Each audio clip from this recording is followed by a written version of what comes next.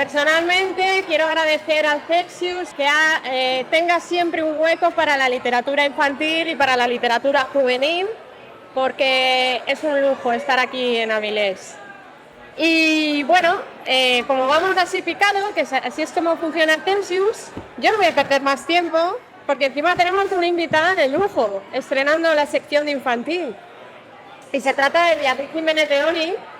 Es la segunda vez que vienes. Sí. Beatriz es filóloga, profesora de lengua y literatura en mi instituto y escritora, por supuesto. Después de una larga trayectoria, sobre todo como poeta, recibió en 2021 el Premio Nacional de Literatura Infantil y Juvenil por Un hilo me liga a vos, y tiene muchísimos libros maravillosos como Voy a contaros la nieve, que es uno de mis favoritos, confieso. Pero hoy la tenemos aquí porque además de todo esto, este año ha ganado el premio de B infantil con Tres niños tristes y medio unicornio. Sí, exacto. Y bueno, yo voy a empezar ya con la entrevista. En esta ocasión yo quiero que hablemos de esta joyita que has traído este año, en la que los protagonistas están enfrentándose a momentos clave en sus vidas. Son tres. Tenemos a Teresa, que acaba de llegar a Madrid desde su pueblo, a Gustavo, que siempre tiene que contentar a todo el mundo, y a Shaire, siempre dudo de cómo pronunciarlo, Shaire. Sí, Shaire. Que quiere convertirse en hada, pero que a medida que avanzamos vemos los motivos reales. ¿Qué te lleva a escribir esta historia?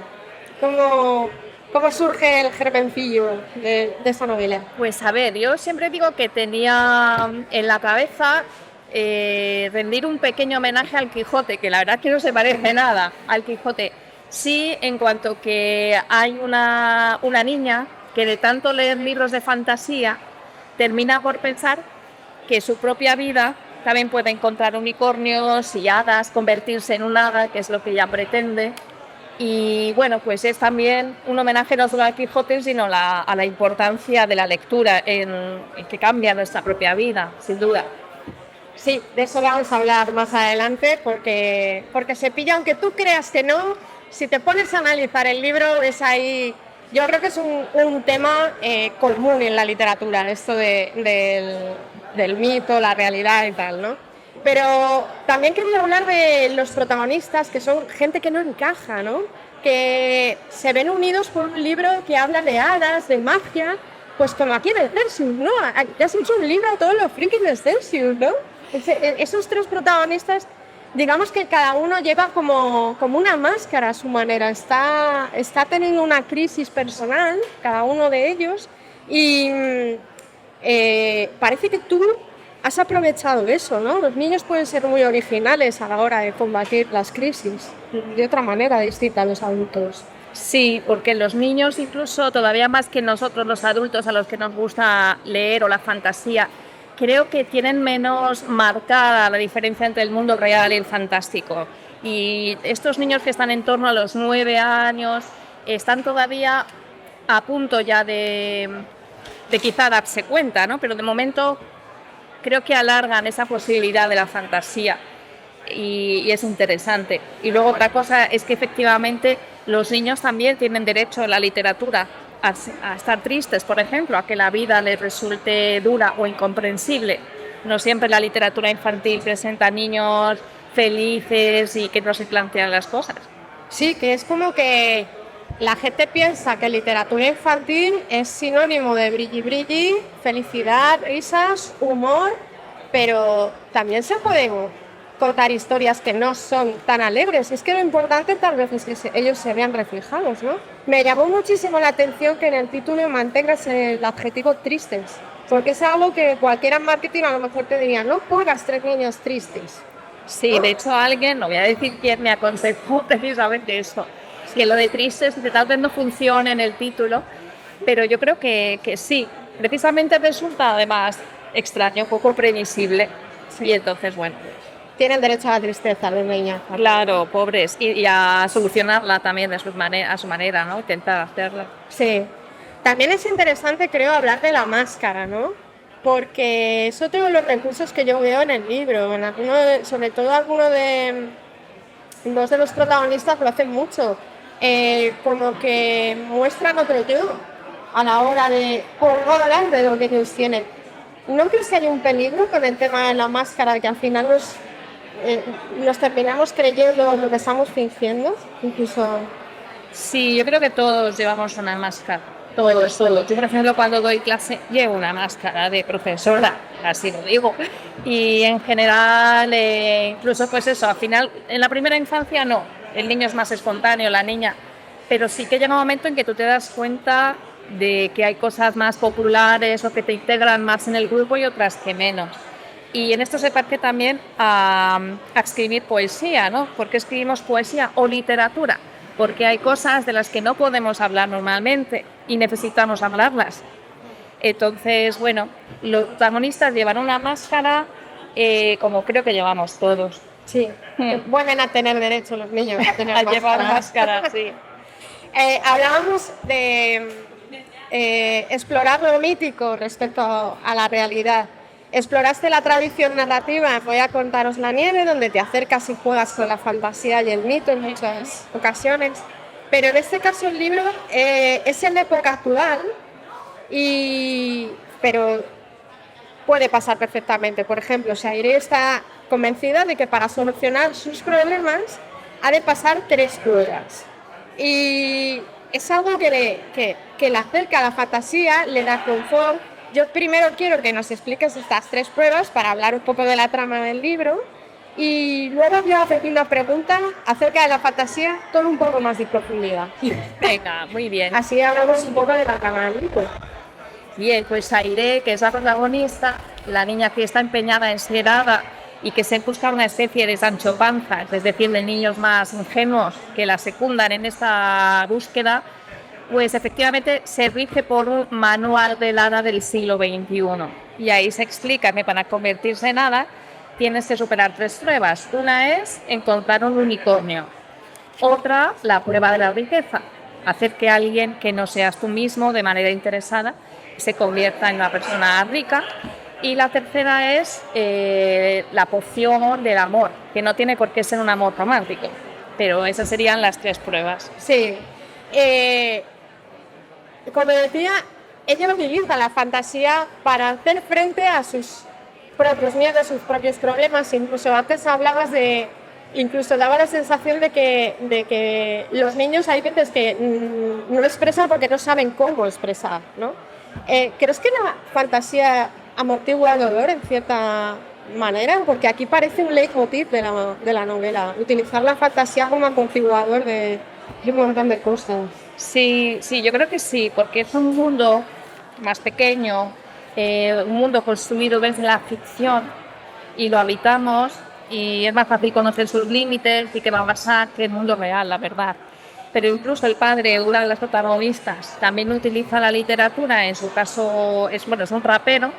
Los poemas o las canciones que escribe también le ayudan a soportar sus propias pérdidas. O sea que sí.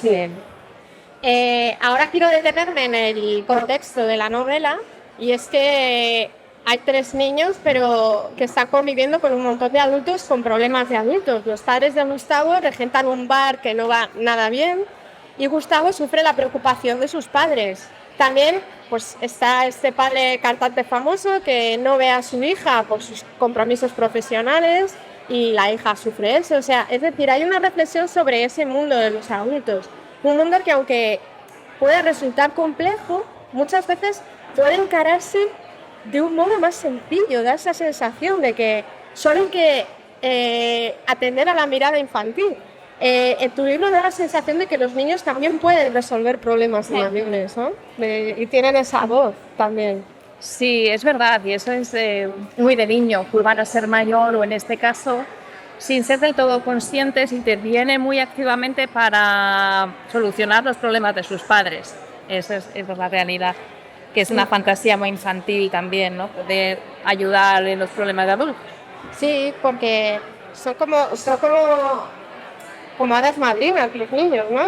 Te da la sensación de que desde tu mirada de adulto el niño te va a arreglar, ¿no? Y es como que el libro demuestra que sí, que hay veces que los niños pueden hacer cosas y se les debe escuchar, ¿no? Que Sí, Es que una de las condiciones que explica el manual del siglo XXI para ser hada es que tienes que tener, se le nota a las hadas en que tienen un brillo de bondad en los ojos.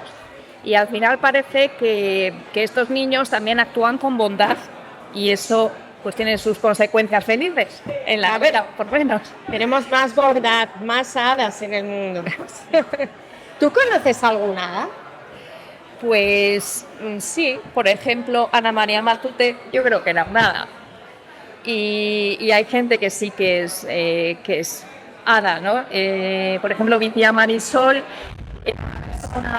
murió hace poquito, de hecho le dedico el libro a ella y a otras 2 personas, que vivió toda su vida como si fuera una niña, ¿no? Con esa visión pura de las cosas. Y bueno, pues Begoña Oro también me parece bastante feérica, por ejemplo. Sí que hay algunas. ¿Qué condiciones crees tú que tiene que tener un buen hada del siglo XXI?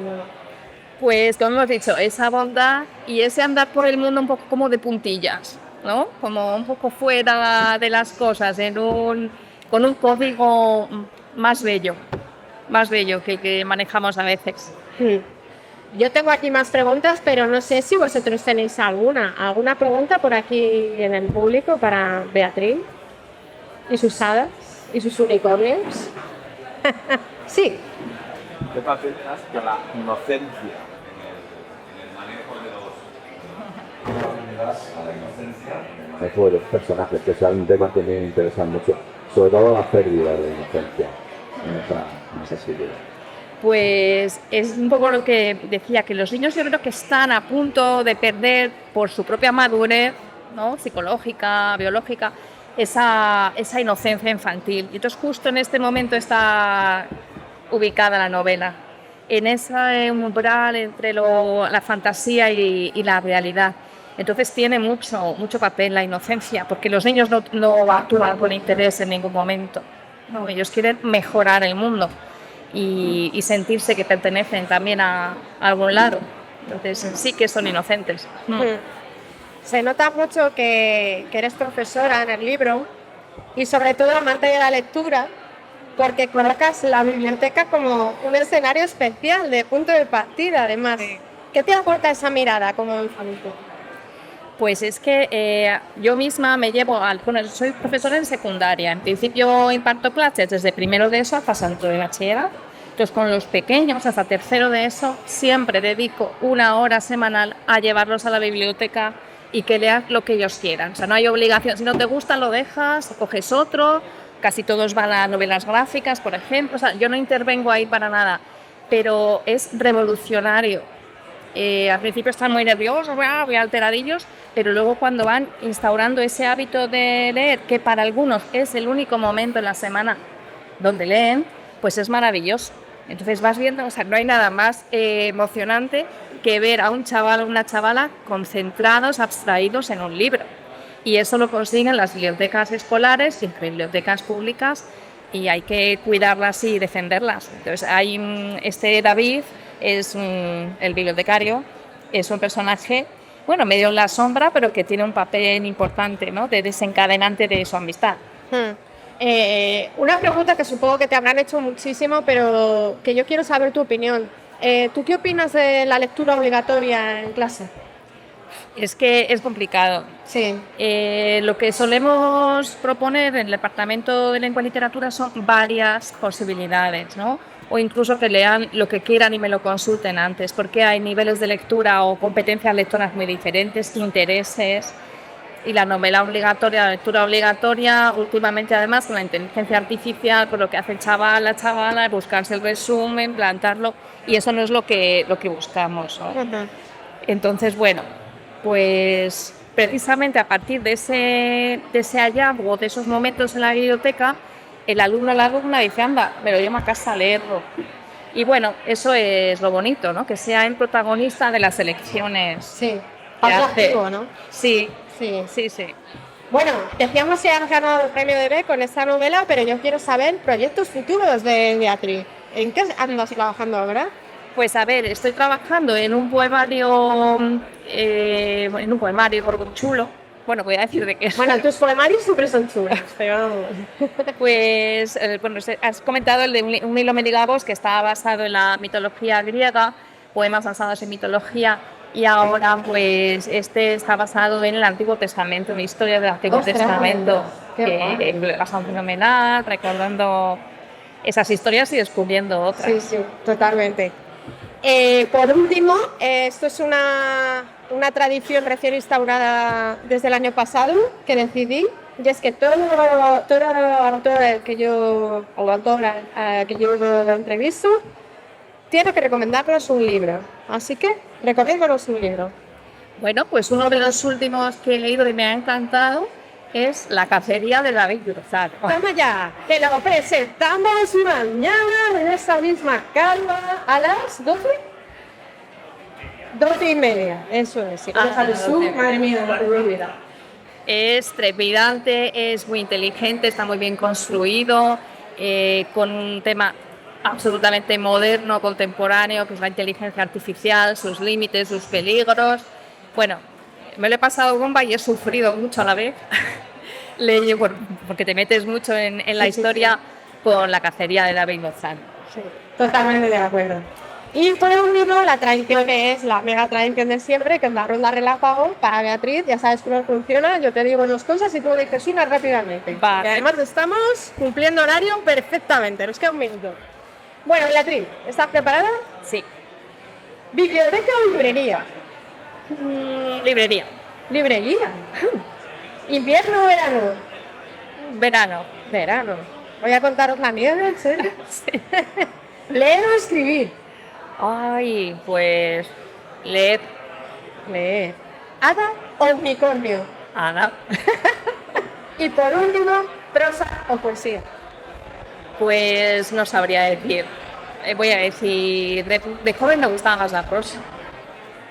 Poesía. Pues. ¡Venga! Bueno, pues muchísimas gracias, Beatriz, por acercarte a Avilés y gracias a vosotros y siguiente.